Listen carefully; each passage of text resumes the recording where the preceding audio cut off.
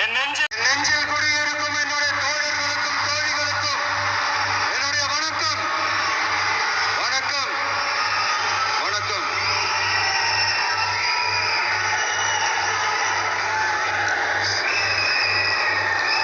ககரான் சத்தம்லாம் எப்படி இருக்கு?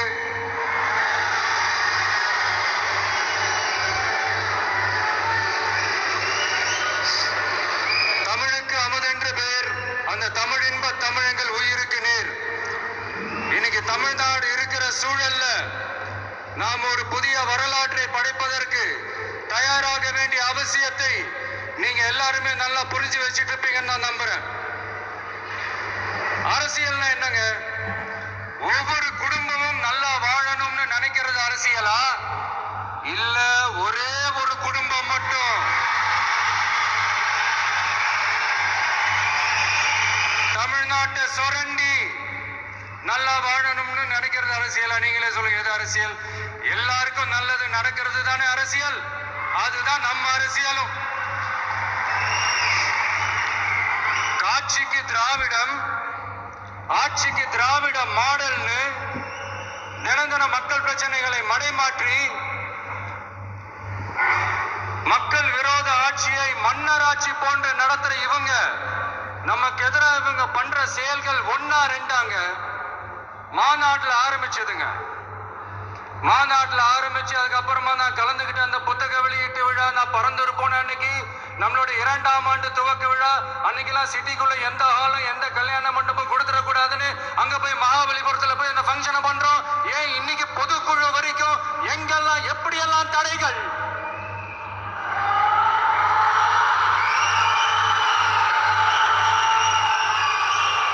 ஆனா அத்தனை தடைகளையும் தாண்டி நம்மளுடைய தோழர்கள் சந்திப்பு நிகழ்ச்சிகள், மக்கள் சந்திப்பு நிகழ்ச்சிகள் தொடர்ந்து நடந்துகிட்டு தான் இருக்கும். அது தொடர்ந்து நடக்கும்.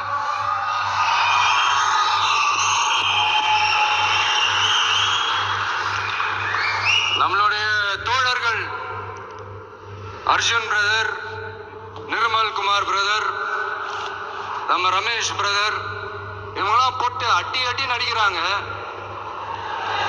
நாமளும் அதே மாதிரி அடிக்கணுமான்னு மனசுக்குள்ள ஒரு யோசனையா தான் இருக்கு.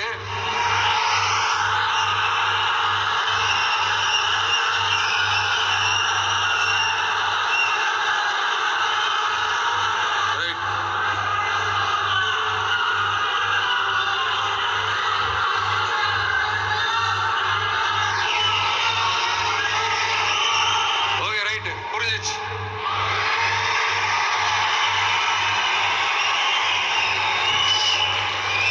மாண்புமிகு மன்னராட்சி முதல்வர் அவர்களே,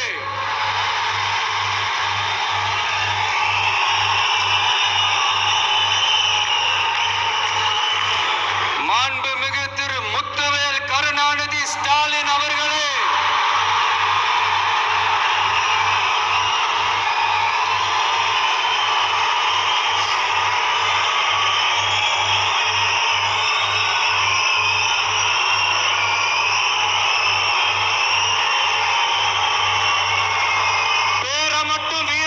சொன்ன பத்தாதவர்களே, செயல்லையும் ஆட்சியிலையும் அதை காட்டணும் அவர்களே. ஒன்றியத்துல பாஜக ஆட்சியை ஒரு பாசிச ஆட்சின்னு அடிக்கடி அறிக்கூவல் விடுத்துவிட்டு இங்க நீங்க பண்ற ஆட்சி மட்டும் என்னவா? அதுக்கு கொஞ்சம் கூட குறைவில்லாத அதே பாசிச ஆட்சி தானே. ஒரு கட்சி தலைவனா ஜனநாயக முறைப்படி என் கழக தோழர்களையும் என் நாட்டு மக்களையும் பார்க்கறதுக்கோ சந்திக்கிறதுக்கோ தடை போடுறதுக்கு நீங்க யாருங்க?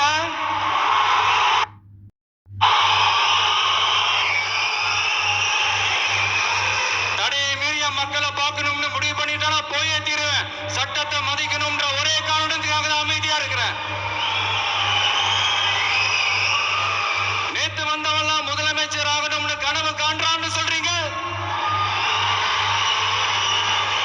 அது நடக்கவே நடக்காதுன்னு சொல்றீங்க. அப்படியே எந்த கட்சிக்கும் இல்லாத நெருக்கடியை தமிழக வெற்றி கழகத்துக்கு மட்டும் போட்டுக்கிட்டே இருக்கிறீங்க.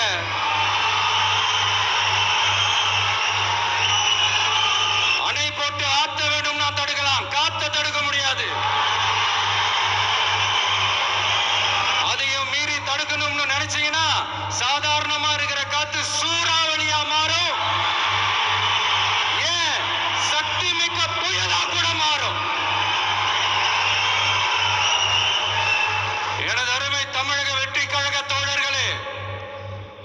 மாநாட்டுல ஒரு விஷயத்தை ரொம்ப வலியுறுத்தி சொன்ன, அதே தான் இங்க நான் திரும்பவும் ரிப்பீட் பண்றேன்.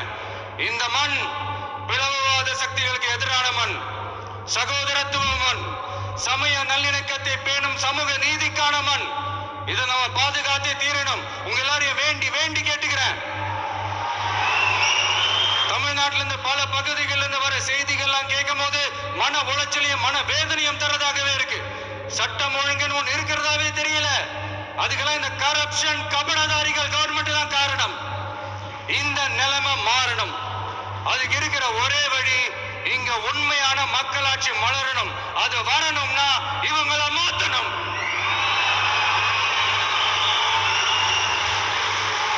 அதுக்கு என்ன வழி? அதுக்கு நாம என்ன செய்ய போறோம்?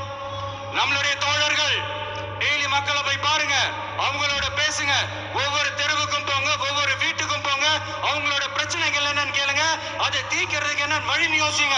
அப்பதான் அவங்களுக்கு நம்ம மேல ஒரு நம்பிக்கை வரும். அப்படி ஒரு ஆழமான நம்பிக்கையை விதைச்சிட்டு அதுக்கப்புறமா நிமிர்ந்து பாருங்க. ஒவ்வொரு வீட்டோட உச்சிலையும் தமிழக வெற்றி கழகத்தோட இரட்டை போர் யானை வாகை மலர் கொடி தானா பறக்கும்.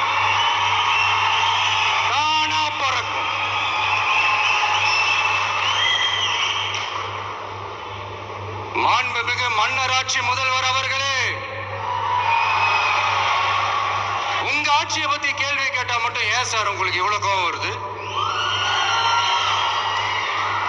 நீங்க ஒழுங்கா ஆட்சி நடத்திருந்தீங்கன்னா பெண்கள் பாதுகாப்பு ஒழுங்கா இருந்திருக்கும், சட்டம் ஒழுங்கு சரியா இருந்திருக்கும். பச்சை பிள்ளைங்க, படிக்கிற பிள்ளைங்க, சின்ன பொண்ணுங்க, வீட்டுல இருக்கிற பொண்ணுங்க, வேலைக்கு போற பொண்ணுங்கன்னு இவங்க எல்லாருக்கும் நடக்கிற கொடுமைகளை சொல்ல முடியல சார்.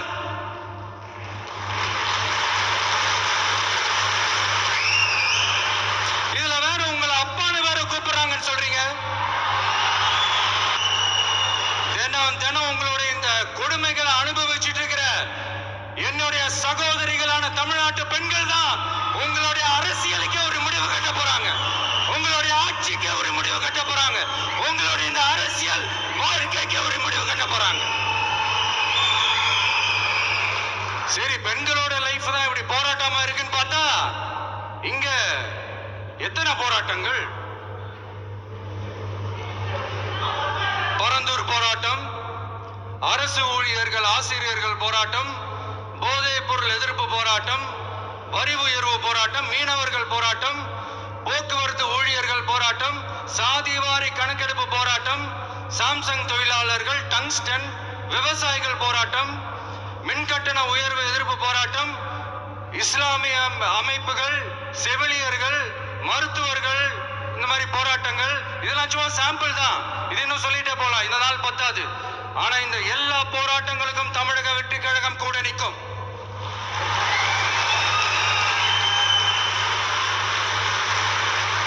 இங்க நீங்க தான் இப்படின்னா அங்க அவங்க யாரு?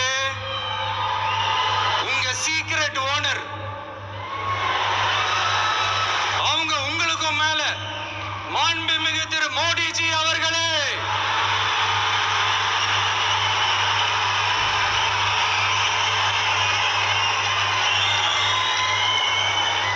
என்னமோ உங்க பேரெல்லாம் சொல்றதுக்கு எங்களுக்கு ஏதோ ஒரு பெரிய பயம் மாதிரியும் அப்படி ஒரு விஷயத்த சொல்லிடுறது. பேரை சொல்லணும், பேரை சொல்லணும், பேரை நான் ஒரு படத்துல சொல்லுவேனே, லியோவை பார்க்கணும், லியோவை பார்க்கணும், லியோவை பார்க்கணும்.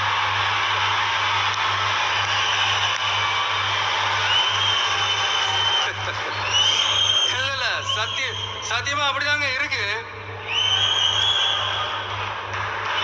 சென்டர்ல ஆள்றவங்கன்னு சொல்றோம். சென்டர்ல யார் ஆள்றா? காங்கிரஸா? இங்க ஸ்டேட்ல ஆள்றவங்கன்னு பேசுறோம். இங்க யார் ஆள்றா? அதிமுகவா? அப்புறம் என்ன பேரை சொல்லணும், பேரை சொல்லணும்? புரியலையே.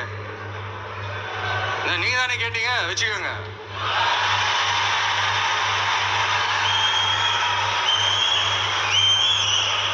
ஓட்டுக்காக காங்கிரஸ் கூட தேர்தல் கூட்டணி, கொள்ளையடிக்கிறதுக்காக உங்களோட, அதாவது பாஜகவோட மறைமுக அரசியல் கூட்டணி, இப்படி உங்க பேரை சொல்லியே மக்களை ஏமாத்துறதும், உங்க பேரை சொல்லியே மக்களை பயமுறுத்துறதும், இப்படி இந்த கரப்ஷன் கபடதாரிகளுக்கு மறைமுகமாக உதவும் உங்க அரசுக்கு ஏஞ்சி தமிழ்நாடு தமிழர்கள்னாலே அலர்ஜி.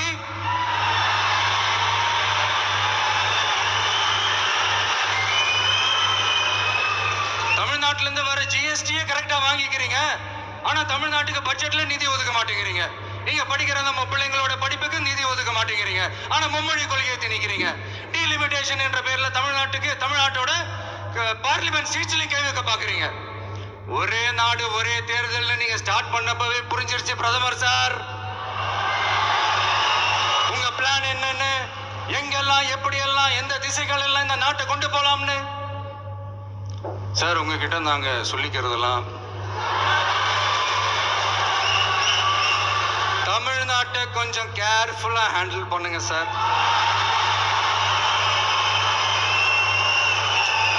ஏன்னா தமிழ்நாடு பல பேருக்கு தண்ணி காட்டின ஸ்டேட் சார், பல பேருக்கு தண்ணி காட்டின ஸ்டேட் சார். பார்த்து செய்யுங்க சார், மறந்துடாதீங்க சார்.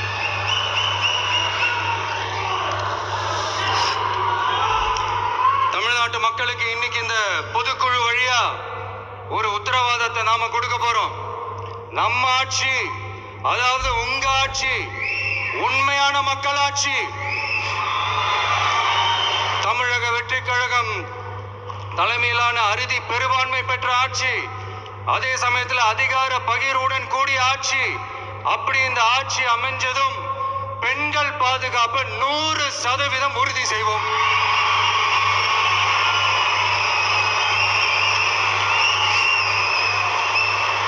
சட்டம் ஒழுங்கு ரொம்ப முறையா ஸ்ட்ரிக்டா வச்சிருப்போம். கல்வி, சுகாதாரம், மருத்துவம்னு அத்தனையிலையும் ரொம்பவே கவனம் செலுத்துவோம். அதுவும் எல்லாருக்கும் ஈஸியா ஈக்குவலா கிடைக்கிற மாதிரி செய்யறது தான் நம்ம டார்கெட்.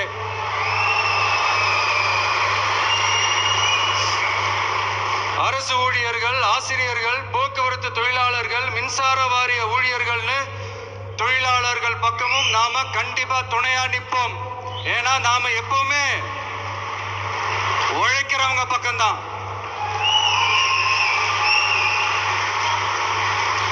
நம்ம தமிழ்நாடு விவசாய பூமி, இயற்கை வளங்கள் நிறைந்த மண். இந்த விவசாயத்துக்கும் இயற்கை வளங்களுக்கும் எதிரா எந்த விதமான ஒரு திட்டத்தையோ நடவடிக்கையை கொண்டு வர்றதை எங்களால் ஏற்கவே முடியாது.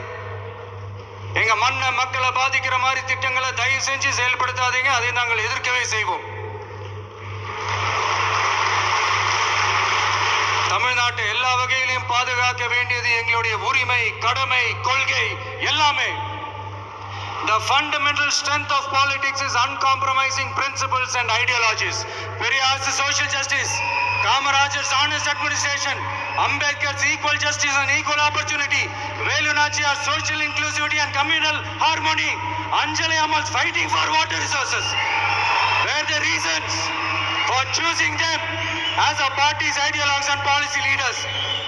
I would like to mention here with pride that we are the first political party to declare two historic women icons who are India's freedom fighters from Tamil Nadu as our party's ideologues and policy leaders. இப்படி ஒரு ஆழமான நம்பிக்கையுடன் வரும் 2026 தமிழ்நாடு சட்டமன்ற தேர்தலில் ஒரு மாபெரும் அரசியல் மாற்றத்தை கொண்டு வந்து மக்கள் சக்தியின் உதவியுடன் மக்கள் விரும்புகிற ஒரு நல்ல அரசை அமைப்பதில் உறுதியாக இருப்பதால்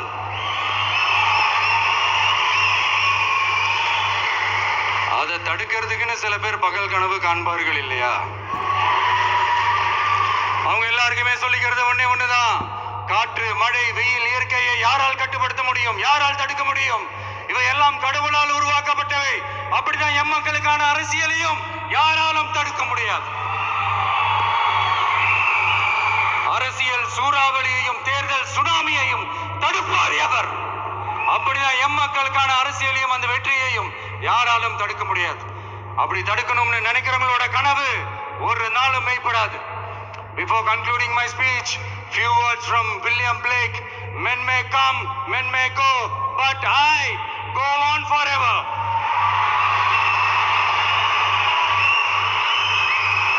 ஞாலம் கருதினம் கைகூடும் காலம் கருதி இடத்தார் செய்யின். ஏற்ற காலத்தையும் இடத்தையும் அறிந்து ஒரு செயலை செய்தால் பூவுலகம் முழுமையையும் வேண்டினாலும் அது கைவசப்படும் என்ற திருக்குறளுடன் என்னுடைய நன்றி உரையை நிறைவு செய்கிறேன். பார்த்துக்கிட்டே இருங்க. அடுத்த வருஷம் இதுவரைக்கும் தமிழ்நாடு சந்திக்காத ஒரு வித்தியாச வித்தியாசமான ஒரு தேர்தலை சந்திக்கும்.